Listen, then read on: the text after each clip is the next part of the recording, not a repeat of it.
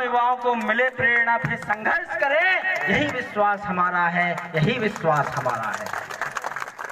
इन्हीं शब्दों के साथ हम हमारे प्रेरणा सहित सम्मान्य जनजनमय महापुरुषों की विचारधारा को पहुंचाने वाले विश्व मानवता सेवा संघ परिवार के राष्ट्रीय अध्यक्ष मोती सिंह जी को जोरदार तालियों के साथ आमंत्रित करते हैं। वो अपने विचारों से हमें उद्बुद्ध करें, हम उनका स्वागत करते हैं।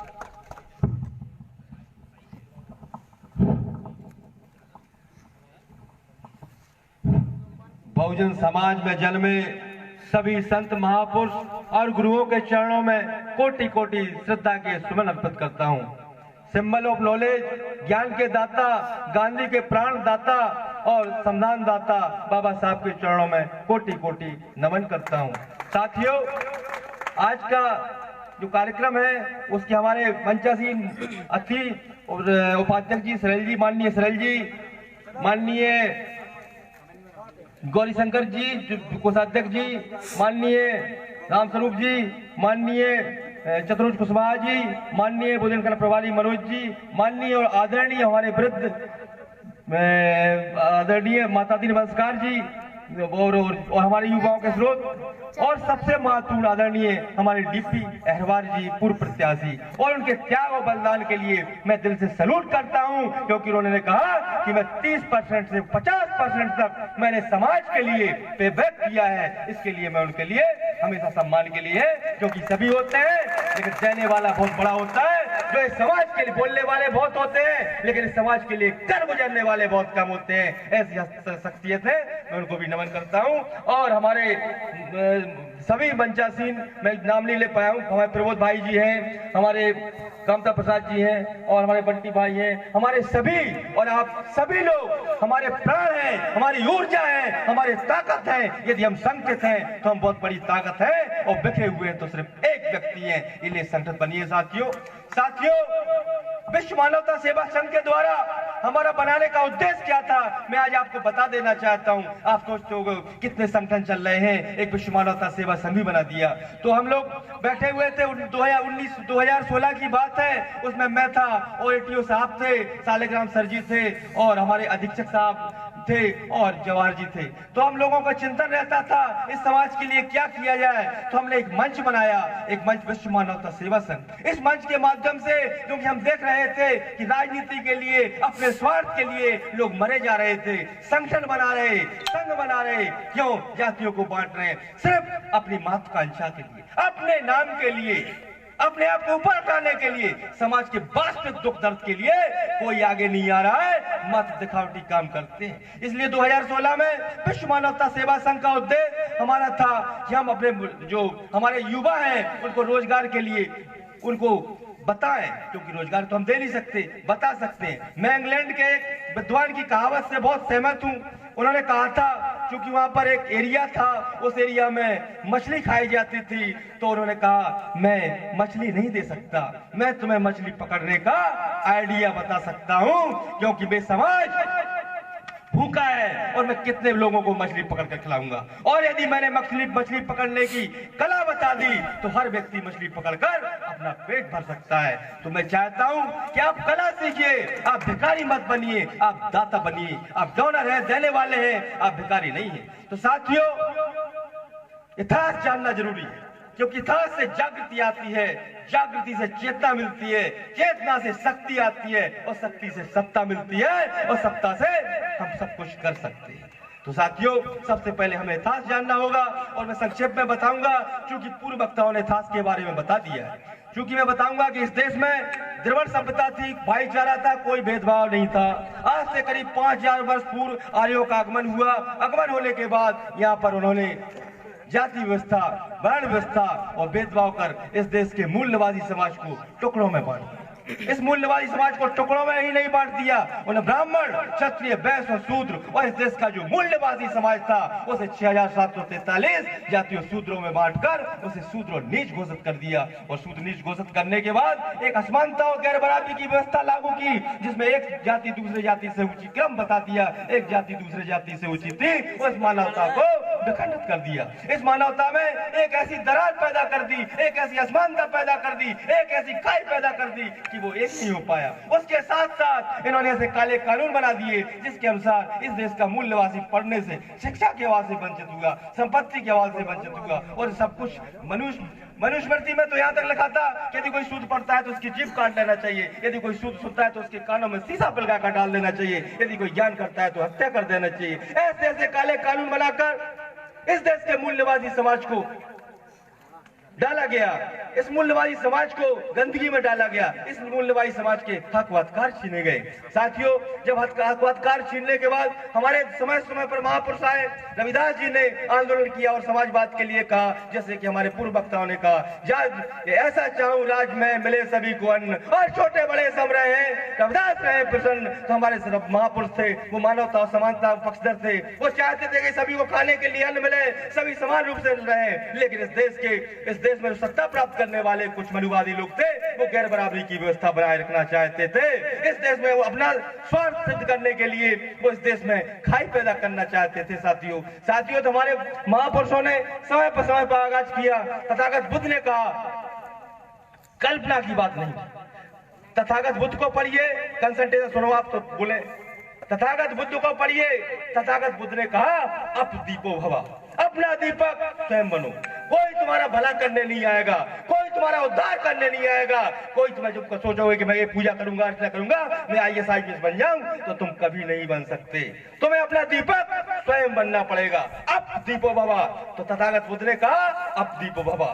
तथागत बुद्ध ने कहा, मैं मार्ग दिखाने वाला हूँ, मैं मुक्तिदाता नहीं हूँ, मैं मार्गदाता हूँ। इस मार्ग के द्वारा तुम वहां तक पहुंच सकते हो जहां तुम्हारी मुक्ति सुनिश्चित है, लेकिन मैं मार्गदाता हूँ। तो तथागत बुद्ध ने पाखंड, अंधविश्वास, इसको हटाकर एक तर्कवादी, न्यायवादी सोच को पैदा करने का काम किया है। वही काम आगे चलकर रविदास जी ने किया है, वही काम आगे चलकर माता सावित्रीबाई फुले और महात्मा ज्योतिबा फुले ने किया है। क्योंकि अभी महात्मा ज्योतिबा फुले को माता सावित्रीबाई फुले को बता दिया गया है, मैं उन बातों को रिपीट नहीं करना चाह रहा हूँ, क्योंकि थोड़ा बताऊंगा। यदि माता सावित्रीबाई फुले ने शिक्षा के लिए ज्योति न जलाई होती तो बाबा साहब न पढ़े होते, और बाबा साहब न पढ़े होते तो इस देश का संविधान न होता, और संविधान न होता तो हम और आप आज सम्मान की जिंदगी को ना जी रहे होते।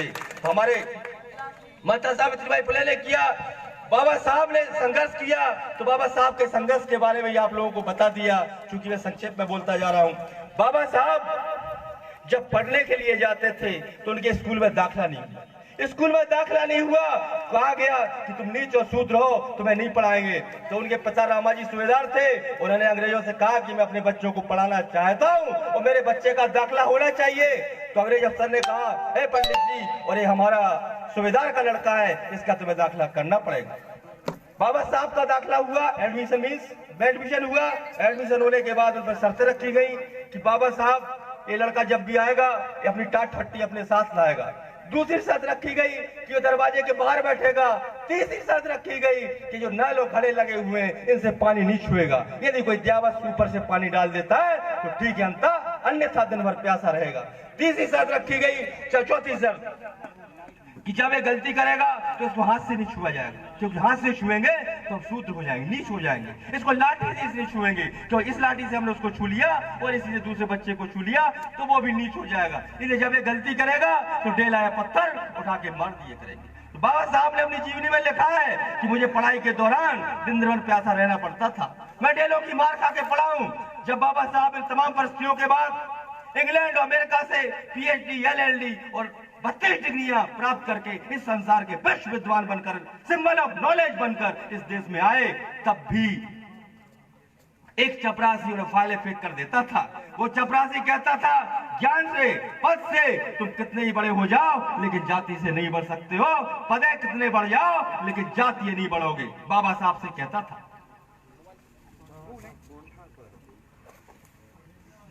तब बाबा साहब ने कहा, आज जब मैं संसार का विद्वान, आज जब मेरी ऐसी स्थिति है तो मेरी शोषित, पीड़ित, वंचित और अशिक्षित समाज का क्या होता होगा। और मैं आज से इस नौकरी पर लात मारता हूँ, आज से जीऊंगा तो अपनी समाज के लिए जीऊंगा, मरूंगा तो अपनी समाज के लिए मरूंगा। यदि मैं अपनी समाज को हक अधिकार न दिला सका सका, इसको गुलामी की जंजीरों से मुक्त ना करा सका, इसको स्वाभिमान और सम्मान से जीना ना सका, ये अधिकार ना दिला सका, तो मैं अपने आप को गोली मार लूंगा। ये मेरी दृढ़ प्रतिज्ञा है। तो बाबा साहब पूरा जीवन अपना इस समाज के लिए लगा देते हैं। बाबा साहब नागपुर के चौबदार की तालाब की घटना हो, चाहे पानी पीने की, अभी 20 मार्च थी, 20 मार्च कल का दिन ही था, तो कल का दिन जो निकल गया 20 मार्च के दिन ही आपको पानी पीने का अधिकार मिला था। आप किसी तालाब और पोखरे में पानी नहीं पी सकते थे जहां मनुवादियों के मवेशी रख रहे थे। तो मेरा ये कहना था, मवेशी, मैं उसको कहानी को ही बता देता हूँ थोड़ा सत्यता को। क्या था, गर्मी का समय था, हमारे लोगों के पानी के स्रोत जो थे वो सूख गए थे। चौबदार तालाब जो नागपुर में था वो गहराई में बसा हुआ था। अब गहराई में होने के कारण उसमें पानी के स्रोत थे। तो बाबा साहब के पास हमारे लोग आए और बोले, बाबा साहब यदि इस तालाब से हमें पानी को पीने को मिल जाए तो हमारे मवेशियों का और हमारा जीवन बच सकता है। तो बाबा साहब ने कहा ठीक है। तो उन्होंने कहा इसमें समस्या क्या है? तो उन्होंने कहा समस्या ये है कि यहाँ के जो श्रमण समाज का लोग है वो हमें इस पानी को नहीं लेने देता है। तो बाबा साहब ने कहा है कि आपको प्यासे रहते हुए मरना है और संघर्ष करते हुए मरना है। मरना दोनों परिस्थितियों में है। प्यासे रहते हुए मरना पसंद करोगे कि संघर्ष करते हुए मरना पसंद करोगे? तो हमारे लोगों ने कहा मरना ही है तो सर संघर्ष करते हुए मरेंगे। तो बाबा साहब के साथ सभी हो लिए और नागपुर चौबदार तालाब तक पहुंचे। ये कल की घटना है, मतलब 20 मार्च की। तो नागपुर चौबदार तालाब पर पहुंचते हैं तो उसको बाबा साहब जैसे ही पानी पीते हैं उस तालाब से लाठियां पड़ने लगती हैं। बाबा साहब बेहोश हो जाते हैं। जब बाबा साहब को होश आता है, बाबा साहब अंग्रेजी चौकी में बंद थे। बाबा साहब ने कहा मुझे किस जुर्म में गिरफ्तार किया गया? तो अंग्रेज अफसर ने कहा कि आप, इनका कहना है, इन लोगों का ऐसा कहना है कि आपने इस पानी को अशुद्ध कर दिया है, इसलिए आपको गिरफ्तार किया। बाबा साहब बहुत ही होशियार थे, सिंबल ऑफ नॉलेज थे। बाबा साहब ने कहा आपने, मेरा एक साथी और था उसको गिरफ्तार नहीं किया है, उसको भी गिरफ्तार करिए। तो उसने कहा कौन था वो साथी? तो बाबा साहब अपने साथ एक कुत्ता पिल्ला पाले रहते थे। गर्मी का समय था, चैन से कुत्ता बंधा हुआ था। बाबा साहब उसको ले गए और तालाब के किनारे छोड़ दिए। वो तालाब में घुस गया, वो हिलोर हिलोर के नहाने लगा, उसमें बाथरूम भी कर दिया। लेकिन किसी श्रवण समाज के व्यक्ति को इसमें कोई आपत्ति नहीं थी।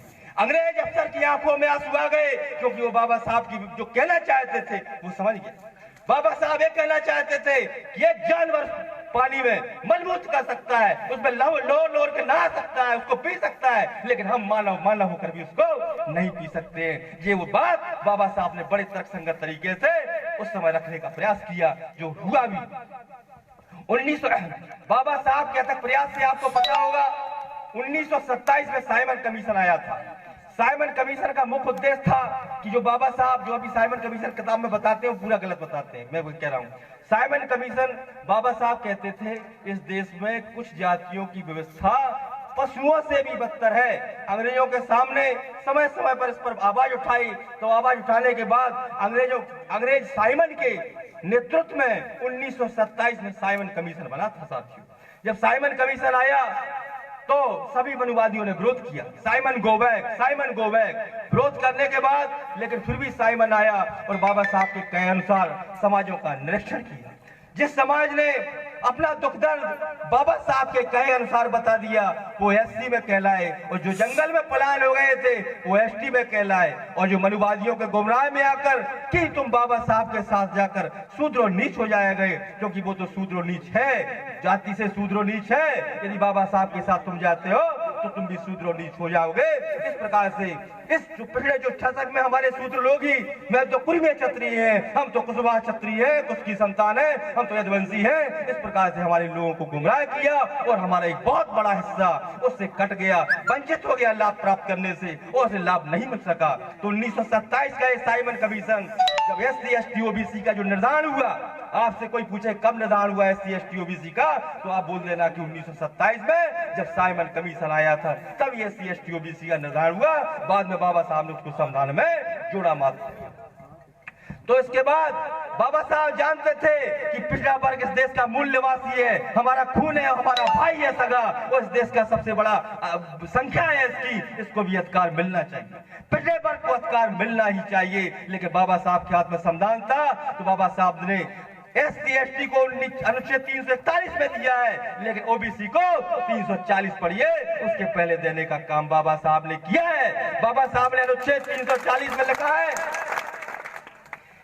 कि जब भी सरकार चाहे अनुच्छेद 340 के अनुसार ओबीसी की जातीय गणना करवाकर उसकी जातीय गणना करवाए, उसकी आर्थिक स्थिति देखते, उसको आर्थिक सामाजिक और न्याय के लिए उसको न्याय मिल रहा है कि इन समस्त मुद्दों पर उसकी कितनी प्रतिरोध है, कितनी उसकी हिस्सेदारी है, इन सब का आकलन करके उसको आरक्षण की व्यवस्था समय समय पर की जाना चाहिए। लेकिन गवर्नमेंट चाहे कांग्रेस हो चाहे भाजपा मनुवादियों की थी और इन्होंने ऐसा ना करके उसको ठंडे बस्ते में डालकर हमें हमेशा गुमराह करने का काम किया। चूंकि 1987 के लगभग आंदोलन चल रहा था कांसीराम साहब का, जिसकी जितनी संख्या वारी उसकी उतनी हिस्सेदारी, इस आंदोलन से पूरा देश गूंज उठा था। इसलिए 1987 में बीपी सिंह सरकार बनी और सरकार ने सबसे पहले ओबीसी को 27% आरक्षण दिया। जब 27% आरक्षण देने की बात आई तो मनुवादियों ने ओबीसी की सरकार गिरा दी और एक नया राग छेड़ दिया। वो राग क्या था? राम मंदिर, राम बनेगा, राम मंदिर तो वही बनेगा। और हमारा ओबीसी समाज धार्मिक भावनाओं में आहत होकर, धार्मिक भावनाओं में बहकर उस कमंडल की ओर चला गया।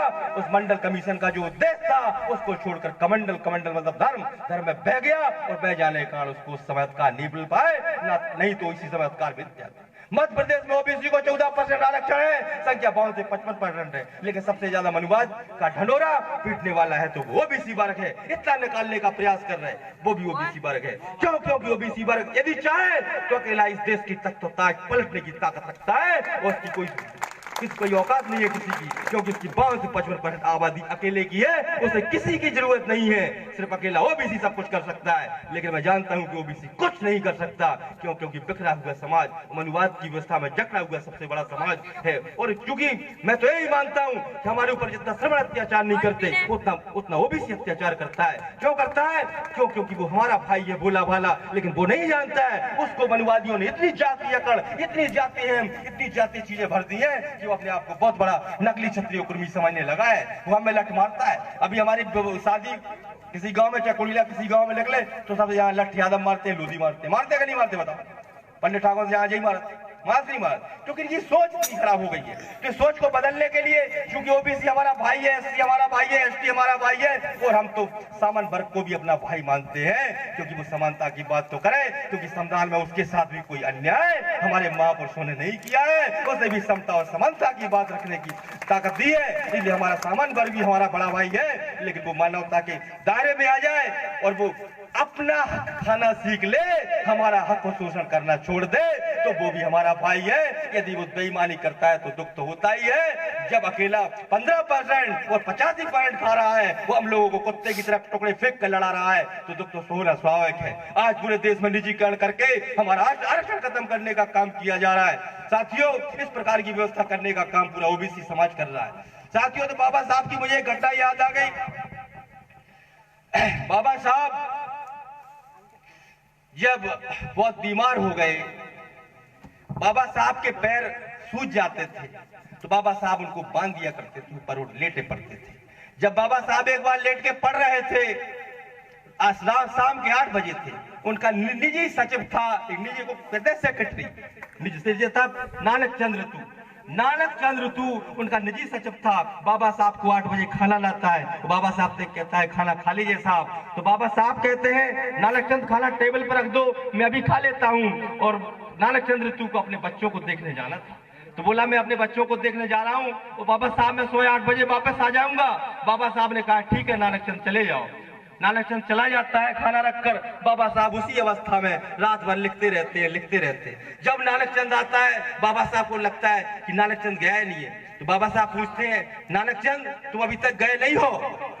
तो नानक चंद की आंखों में आंसू आ जाते हैं, वो रोने लगता है। तो बाबा साहब से कहता है आप इतने अस्वस्थ हैं, आप बीमार हैं, आप अपने जीवन से खिलवाड़ कर रहे हैं, आपको कुछ भी हो सकता है, लेकिन आप रात भर लिखते हैं साहब, आपने खाना तक नहीं खाया, आपको ये भी पता नहीं है कि आज रात के 8 बजे है कि दिन के 8 बज गए। बाबा साहब इतना क्यों पढ़ते हो, इतना क्यों परेशान होते हो, अपने जीवन से इतना खिलवाड़ क्यों कर रहे हो? बाबा साहब कहते हैं नानक चंद मैं अपने समाज के किस व्यक्ति के पास जाऊं? मैं रात भर इसलिए लिखता रहता हूं कि मैं सबके घर पर नहीं जा सकता हूं, और जब मैं नहीं रहूंगा इस दुनिया में, जब मैं नहीं रहूंगा तो मेरा ये समाज इन मेरी किताबों को पढ़कर जाग जाएगा, अपने हक व अधिकार ले लेगा। साथियों, तो बाबा साहब की करुणा थी साथियों। इसी प्रकार से एक और घटना आती है साथियों। बाबा साहब के पास संविधान बन गया, सब कुछ हो गया, लागू हो गया।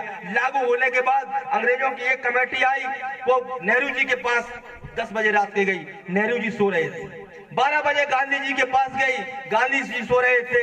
1 बजे बाबा साहब के पास आते हैं, बाबा साहब जाग रहे थे। जाग ही नहीं रहे थे बल्कि लिख रहे थे। तो वो लोग भी यही पूछते हैं कि बाबा साहब गांधी के पास गए, वो भी सो रहे हैं। 12 बजे नेहरू के पास गए, वो भी सो रहा है। वो आपके पास 1 और 1:30 बजे के बीच में आ रहे हैं, वो आप अभी तक जाग रहे हैं। तो बाबा साहब जवाब देते हैं, गांधी इसलिए सो रहा है क्योंकि उसका समाज जाग रहा है। नेहरू इसलिए सो रहा है क्योंकि उसका समाज जाग रहा है। और मैं इसलिए जाग रहा हूं क्योंकि मेरा समाज सो रहा है। और मैं इसलिए लिख रहा हूं कि जब मेरा समाज सोते से उठ जाए तो पढ़ने लगेगा उनका पता, उनके महापुरुष क्या लग गए, एक बार झलक देख ले तो शायद जग जाएगा। लेकिन बड़ा दुख होता है, संविधान लागू होने के बाद भी आप लोग जग नहीं रहे। थोड़ा पहले बेटा, जग नहीं रहे हो साथियों। तो बाबा साहब ने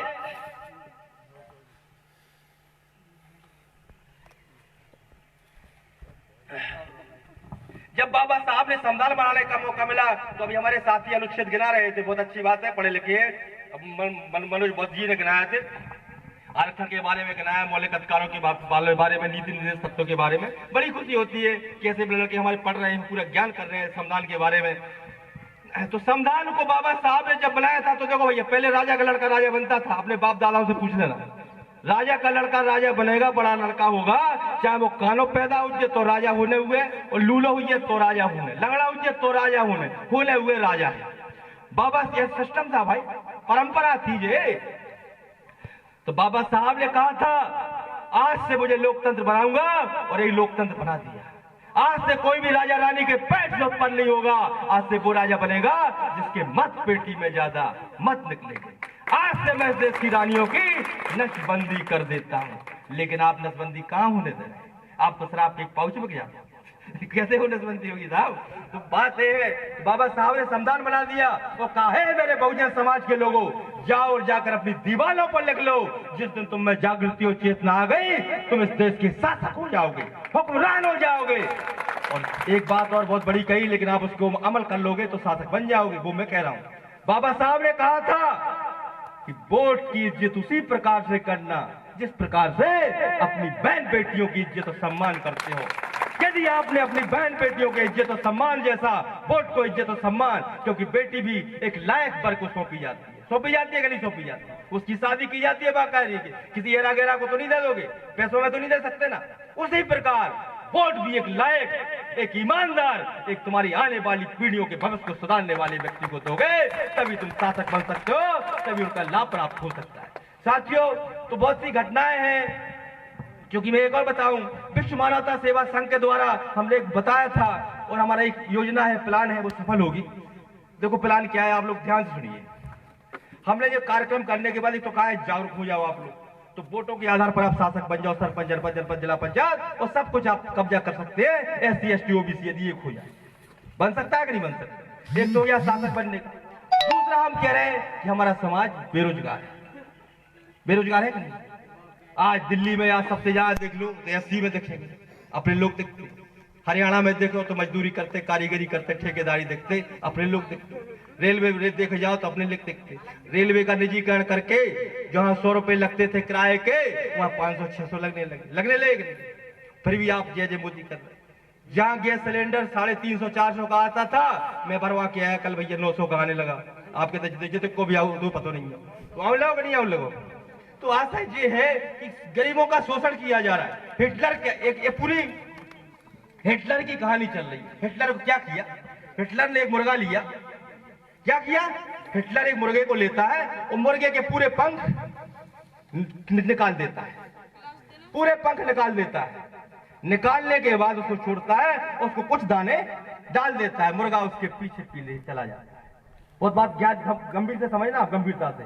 हिटलर क्या करता है? उसका पूरा शोषण कर लेता है, पूरे पंखे लौच लेता है, पूरे शरीर को लौच लेता है। फिर उसके बाद वो दाने डालने का काम करता है उसको, और वो मुर्गा, वो बिना पंख वाला मुर्गा उसके पीछे चलने का काम करता है। इसी प्रकार से लोकतंत्र की व्यवस्था है कि उसका पूरा शोषण कर लो, साथ साथ विधि से पूरा शोषण कर लो, फिर उसको थोड़ा लाभ का दिखा दो, थोड़े लाभ का सपना दिखा दो, वो तुम्हारे पीछे चला जाने का काम करता है कि नहीं करता? तो ये आपको काम नहीं करना है। हिटलर ने कहा था और आज हिटलर शाही पूरे देश में हावी हो गई है। और अमेरिका के कॉमन हाउस ने कहा है कि देश की मौलिक अधिकार खतरे में है, तुम्हारे भारत देश की स्वतंत्रता कमजोर हो रही है, इसके लिए आप जिम्मेदार हैं, क्योंकि हम आप बट रहे हैं। हमें बटना नहीं, हमें एक होना है। इसीलिए हमने प्रतिज्ञा की कि हमारा विश्व मानव सेवा संघ हमेशा सामाजिक संगठन रहेगा, कोई राजनीतिक संगठन राजनीतिक पार्टी के रूप में कभी परिवर्तन नहीं होगा। ये हमारा वादा है, ये हमारा संकल्प है, क्योंकि हम सिर्फ करेंगे तो समाज के लिए करेंगे, ये हमारी तमन्ना है। क्योंकि हम लोग कहते हैं बाबा साहब ने एक किया, ज्योतिबा फुले ने एक किया, एक किया, एक किया। अरे मुझे तो ये बताओ, उन्होंने तो एक किया, लेकिन आप कब करोगे? उन्होंने वो त्याग किया, आप कब करोगे? उन्होंने तो सब कुछ करके चले गए, लेकिन आप लोग कब करोगे? तो आप नहीं करना चाहते, क्योंकि हर व्यक्ति चाहता है कि शहीद भगत सिंह पैदा हो और वो क्रांति करे, लेकिन कोई नहीं चाहता कि मेरा बेटा हो फांसी पर चढ़े। चाहता है कोई? कोई नहीं चाहता कि मेरा बेटा होकर भगत सिंह बन जाओ फिर बाद में फांसी पर चढ़ जाए, लेकिन क्रांति बदलाव सभी चाहते।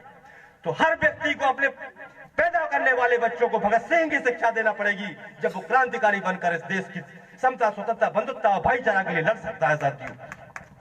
साथियों एक बार क्या हुआ, गुरु गोविंद सिंह ने एक सभा बुलाई। सभा बुलाते हैं गुरु गोविंद सिंह ने बड़ी सभा बुलाई, उसमें कम से कम 50,000 आदमी होंगे।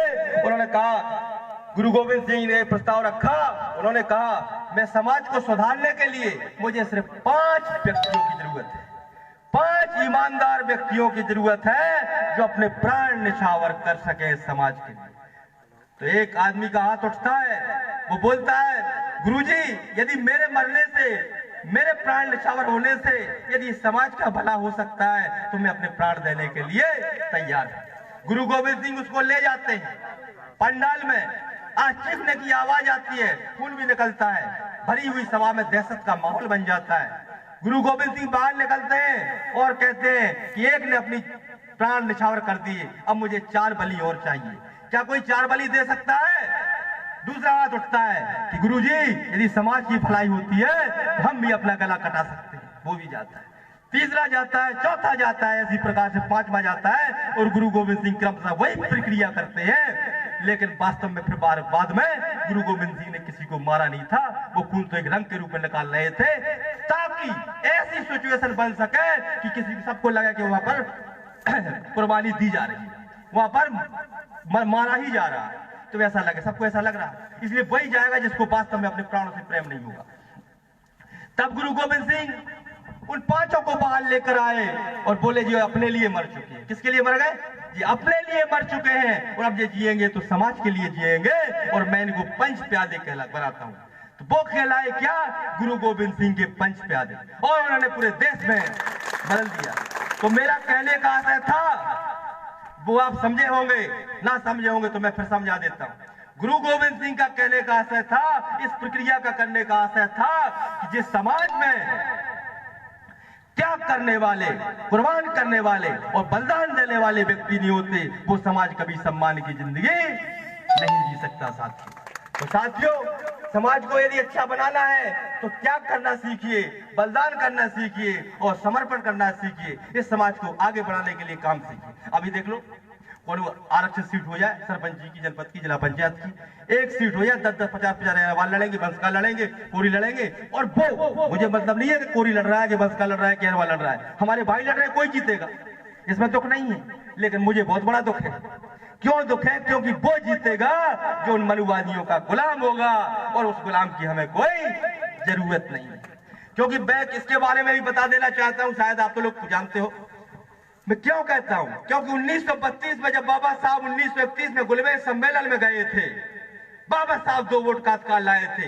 एक वो वोट जिसमें सामान्य वर्ग के सभी व्यक्तियों को वोट डाला जा सकता है, दूसरा वो वोट जो एससी वर्ग का व्यक्ति, एससी वर्ग कोई वोट डालेगा और उसको ही चुनेगा। उसे कहते थे कम्युनल अवार्ड। तो कम्युनल अवार्ड लेकर आए थे बाबा साहब। गांधी ने इसका विरोध किया, बाबा साहब ने तो पास ही करवा लिया। अब गांधी के विरोध करने से क्या होता? जब पास ही हो गया तो गांधी ने किया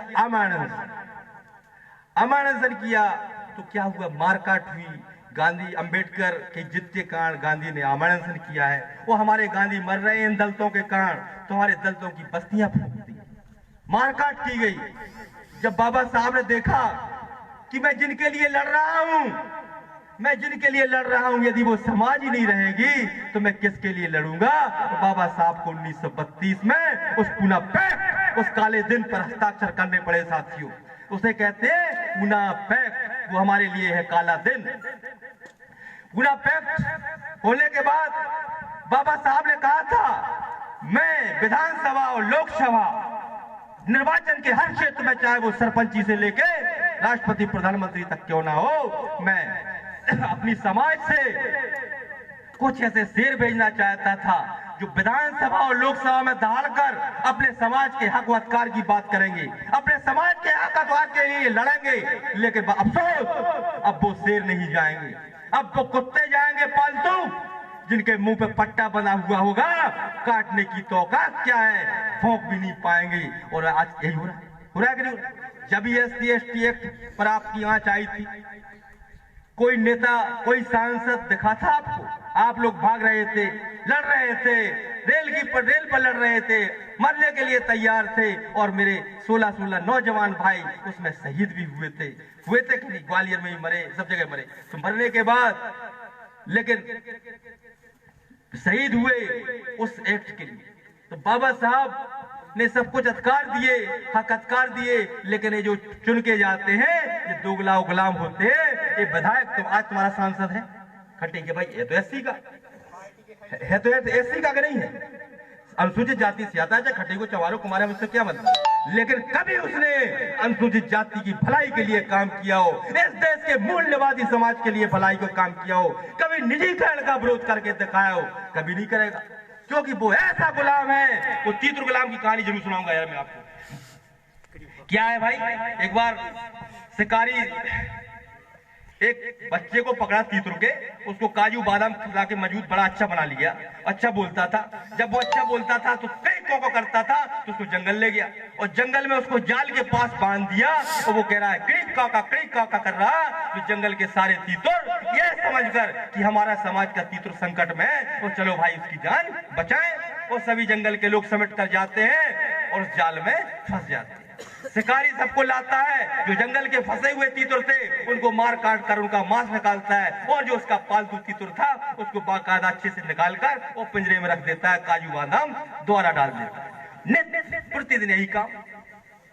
तो जो मैंने कहा ना, आरक्षण सीट पर ऐसे ही तीतर गुलाम जाते हैं जो तुम्हारा शिकार करवा कर और शोषण करने का काम करते हैं। ये क्यों हुआ? ये गांधी के पूना पैक्ट के कारण हुआ। अन्यथा अनुसूचित जाति में एक व्यक्ति, हम ही व्यक्ति उसको चुनते तो हम तो शेर ही बेचते का नहीं बेचते। लेकिन हुआ इसी प्रकार। तो साथियों, बहुत सी बातें हैं इन जागृति का। तो विश्व मानवता सेवा संघ का मुख्य उद्देश्य है समाज को इतिहास के बारे में जागृत करना, एक बात।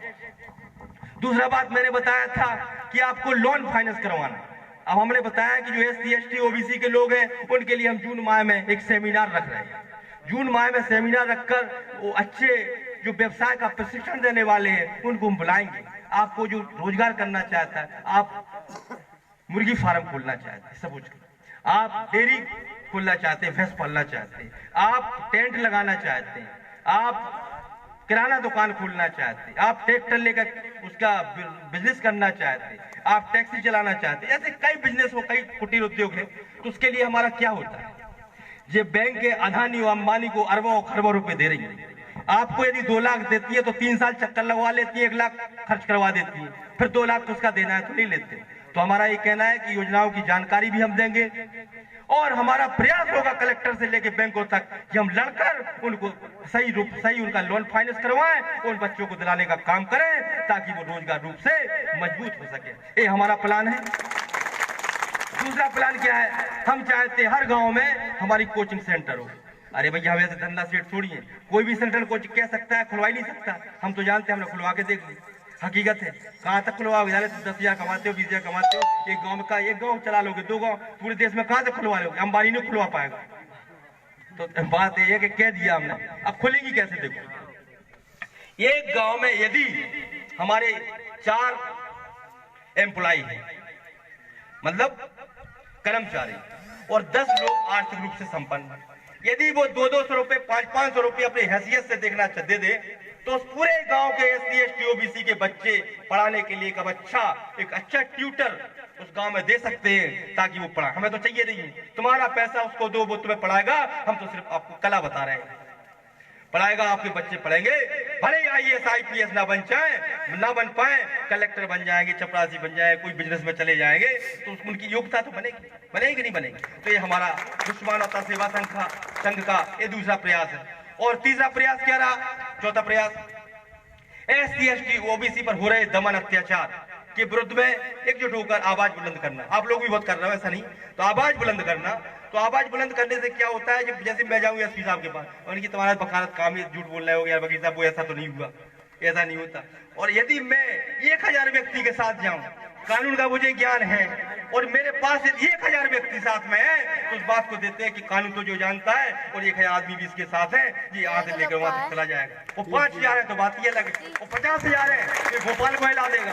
सोचते हैं कि नहीं सोचते? तो उस प्रकार से हम अपने जो अनुसूचित जाति जनजाति लोगों पर अन्याय अत्याचार होते हैं, एक सही, हम गलत किसी के ऊपर नहीं करना चाहते। यदि सही बात है तो उसकी FIR दर्ज हो, रिपोर्ट हो, मुकदमा बने, बाकायदा केस चले, ताकि ऐसी घटनाओं की पुनरावृत्ति ना हो। तो हमारा एक काम। अच्छा साथियों, इसी प्रकार से हमारी जन कल्याणकारी योजनाएं हम अपने साथियों से और लोगों से आगाह करते हैं। हम उनसे निवेदन करते हैं कि शराब ना पिए, वैसे चीजें ना करें जिससे उनका समाज का नुकसान होता है। आने वाली पीढ़ियों को गुलाम बनाने का काम ना करें, आने वाली पीढ़ियों को सशक्त और मजबूत बनाने के लिए काम करने की हम उनसे अनुरोध करते हैं। इस प्रकार के काम आपको लगातार करने होंगे साथियों। तो साथियों, मैं दोबारा यही कहूंगा कि महापुरुषों को पढ़ने से बदलाव नहीं आएगा, महापुरुषों के बताए हुए रास्ते पर चलकर ही बदलाव आएगा, और वो आपको करना होगा साथियों। एक बात और कहूंगा, अब उसको ध्यान से सुनना, बुद्धि के साथ। देखिए, पुलिस से बड़ा कोई गुंडा नहीं होता, SPO कलेक्टर। अब तुम कहो बेंच में गुंडा हूं, गलत है। किसी भी केस में फंसा के तुम्हारी ऐसी तैसी कर सकते, कोई बड़े में फंसा दो तो साले 302 में फंसा दो तो जीवन ही खत्म हो जाए कि नहीं हो जाए। तो ये कहते हैं मैं थाने में ये कर दूंगा, वो कर दूंगा, ये गलत है। क्योंकि ऐसा कहने से क्या होता है कि हमारा जो पढ़ा लिखा लॉबी है, पढ़े लिखे बच्चे, आप उनको गुमराह कर दिया, और यदि इकट्ठा हो गया, चला गया, कई केसों में फंस गए, तो उसका भी एक गलत मैसेज जाता है। तो मैं तो चाहता हूं कि हमारे संगठन में क्या कहना चाहता हूं, बहुत कुछ कहना चाहता हूं, क्योंकि दर्द होता है यार। हम लोग 10-20 लोग जगह हैं, 10%, वो 10 जगह बट रहे हैं। अब हम कैसे सत्ता प्राप्त कर लेंगे? आपस में विरोध पैदा और हो रहे हैं। तो इसके लिए क्या किया जाए? इसके लिए भी विश्व मानवता सेवा संघ प्रयास करेगा। हमारा कहना है बड़े बड़े नेताओं से मिलकर उनसे अनुनय विनय करके कि आप लोग एक हो जाओ, भैया राजनीति आप संभालो, हमें राजनीति नहीं चाहिए, हमें तो अपना खुशहाल समाज चाहिए, हमें तो अपना एक समाज चाहिए, एकता में समाज चाहिए। यही विश्व मानवता सेवा संघ का प्रयास है, और जो गलत है उसको समझाने का काम करना है, और समाज को बांटने से रोकने का काम विश्व मानवता सेवा संघ करेगा। तो साथियों, बोलने के लिए बहुत कुछ है, लास्ट बात और याद आ गई, वो बहुत जरूरी है, बस वही बोलूंगा, उसके बाद साथियों, बाबा साहब ने सोचा मैं अकेला अम्बेडकर इतना कुछ कर सकता हूं। यदि मेरे जैसे 50 अम्बेडकर पैदा हो गए तो इस देश का तख्त ताज नक्शा बदल जाएगा कि नहीं बदल जाए? तो एक अम्बेडकर ने पूरे देश में वो सिंबल ऑफ नॉलेज बन गया, और यदि 50 अम्बेडकर पैदा हो जाए तो ये भारत, ये पूरा मनुवाद चल बढ़ा के खत्म ही हो जाए। बाबा साहब ने इसी आशा के साथ 50 लोगों को विदेश पढ़ने के लिए भेजा, सब कुछ अपना संपत्ति उन पर लगा दी। 50 लोगों को उन्हें PhD करवाई, LLD करवाई, अपने बराबर ज्ञान देने के लिए काम किया। लेकिन क्या हुआ साथियों, वो वहीं पर शादियां कर ली, टीवी और बीवी में मस्त हो गए, नौकरी बड़ी बड़ी कर ली, उसमें मस्त हो गए। वो बाबा साहब ने बुलाया था तो वो आए भी नहीं। बाबा साहब ने रोते हुए आगरा में कहा था कि मुझे मेरे पढ़े लिखे समाज ने धोखा दिया है कि नहीं? यदि उन्हें धोखा ना दिया होता तो समाज आगे बढ़ा। बाबा साहब ने आरक्षण की बात, आरक्षण तुम्हें लाएगा, लेकिन आरक्षण देने से पहले बाबा साहब ने कहा था, हे मेरे आरक्षण का लाभ लेने वाले व्यक्तियों, चाहे तुम छोटे कर्मचारी, चाहे तुम चपरासी हो और चाहे IAS हो, जितनी तुम्हारी वेतन है उसका 5% इस समाज के जागरण के लिए, इस समाज के ज्ञान के लिए, इस समाज को जागरूक करने के लिए, इस समाज की शिक्षा के लिए जो भी है अपना 5% देने का काम करना। लेकिन साथियों, जब हम कर्मचारी अधिकारियों से बात होती है, कभी कभी हमारे जज साहब भी बहुत दोस्त हैं, उससे बात होती है तो बहुत होती रहती है बात, तो कहते हैं यार वकील साहब बहुत मेहनत की, बहुत पढ़ा हमने, बहुत पढ़ा, बहुत मेहनत की, रात रात भर पढ़े इसलिए हम कलेक्टर बन गए, रात रात भर पढ़े इसलिए मास्टर बन गए, थानेदार बन गए, वकील साहब में समाज को कहा है हम क्यों दें। तब मैंने कहा मनुस्मृति भी उठा के एक बार पढ़ लो। मनुस्मृति में तो लिखा है कि पढ़ता है सोई जीभ काट ली जाए। जब पढ़ने पे ही जीभ काट ली जाती थी तुम्हारी नालायक को, सुनने पे ही शीशा पलगा कर डाल दिया जाता, तो उन महापुरुषों का अपमान कर रहे हो कि उन्होंने क्या नहीं किया। यदि उन्होंने ना किया होता तो तुम्हें पढ़ने का अधिकार भी ना होता। इसलिए आपको इस समाज के लिए 5% पे बैक करना पड़ेगा। मैं कहता हूं यदि 5% पे बैक इस समाज के लोग, कर्मचारी अधिकारी वर्ग हमारा आर्थिक रूप से संपन्न व्यक्ति करने लगे और हम सब लोग ईमानदारी से कार्य करने लगे, तो मात्र 5 वर्ष के अंदर हम इस देश की शासन सत्ता हाथ में ले सकते हैं। सही बात। मैं इनके इसी के साथ अपनी वाणी पर विराम देता हूं। जय भीम, जय भारत, नमो बुद्धाय, जय विश्व मानवता सेवा संघ।